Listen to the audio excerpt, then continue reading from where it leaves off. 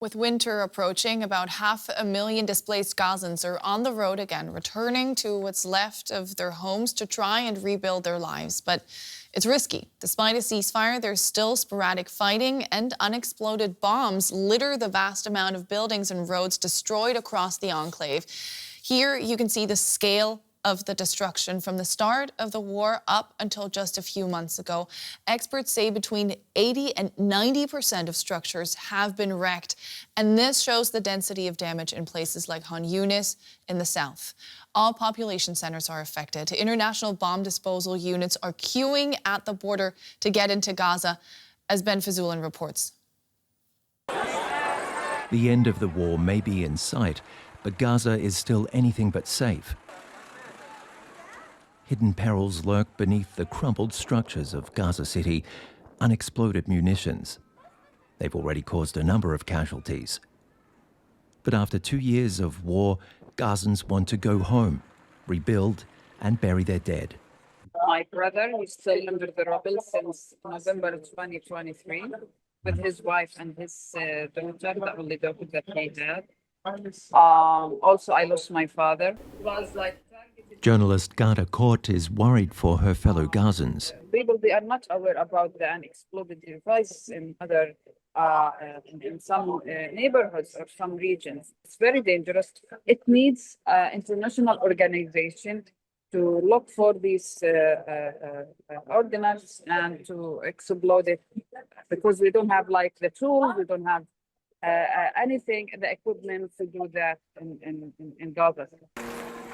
Of the tens of thousands of Israeli bombs dropped on the Palestinian territory, experts say a whopping 10% failed to detonate. We should work on the assumption that there's the potential for every building, every pile of rubble, and pretty much any patch of land in Gaza to contain unexploded ordnance. Demining NGO Halo is one group that'll be clearing unexploded ordnance in Gaza. They'll send in 200 specialists over the next 5 years and put the cost at $400 million. It's an expensive business. So while Halo drums up support, especially among rich Arab states, the United Nations Mine Action Service here in East Jerusalem is scaling up the huge effort. It's such an intense, violent conflict in a tight area, in an area, and a population hasn't been able to move outside it. Luke Irving and his teams have been in Gaza throughout the war. So while the conflict's progressed, we've tried to do as much as we can to enable humanitarian delivery of aid by mitigating the risk of explosive ordnance. Only under the ceasefire will more personnel and equipment get in once Israel allows it. But the UN and its partners won't uncover every bomb. These items will continue to be found for decades, perhaps even centuries to come. But then all that's needed in Gaza is a capacity to deal with these as they're found. That will take a resourced, coordinated approach and more pressure on Israel. The United Nations Development Programme has a team on the ground in Gaza helping clear rubble and rebuild infrastructure. Jaco Cilliers is the special representative for UNDP's Programme of Assistance to the Palestinian people in Jerusalem. Welcome to DW. Now, your task is clearing rubble in the Gaza Strip, but where do you even begin? We just saw pictures of the destruction there. How big is this task? Yeah, it's really a massive undertaking, and the scale of destruction is really incredible. It's probably the place that is the worst destructed in the world, and it will take a lot of work and effort. As you correctly observed in your introduction, we start with the challenge of unexploded ordnance. It's still massive.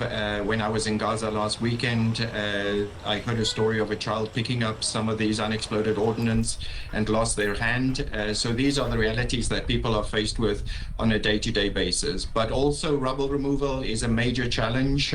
We know that 61 million tons of rubble needs to be removed. That's equal to about 13 Great Pyramids of Giza. So that would be an undertaking that usually will require a lot of effort so that people can start rebuilding their lives and their homes as well. There are big challenges with this process, including asbestos that has to be safely removed. But also, as was reported earlier in your program, there are unfortunately also still bodies in the rubble that have to be treated correctly, identified. Families should be notified, and then also proper burial needs to be ensured in this process. Yeah, I want to go through some of the aspects that you raised one by one, because you mentioned there many people are believed to have been buried under collapsed buildings. How are your colleagues dealing with bodies they find in the rubble with human remains in this process?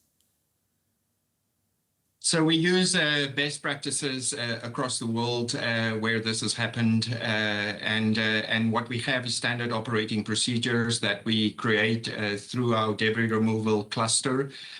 So typically when we come across that, and actually we have come across that while clearing rubble, we found 3 bodies in a mosque that we were clearing.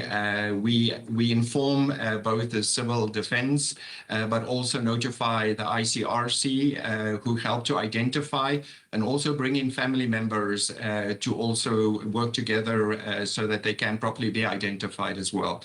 And as was mentioned, then also religious procedures have to be followed to make sure they get proper burial. Mm-hmm. What challenges do mines and unexploded ordnance pose? We heard it in the report, but I'd like to know what your experience from the field is.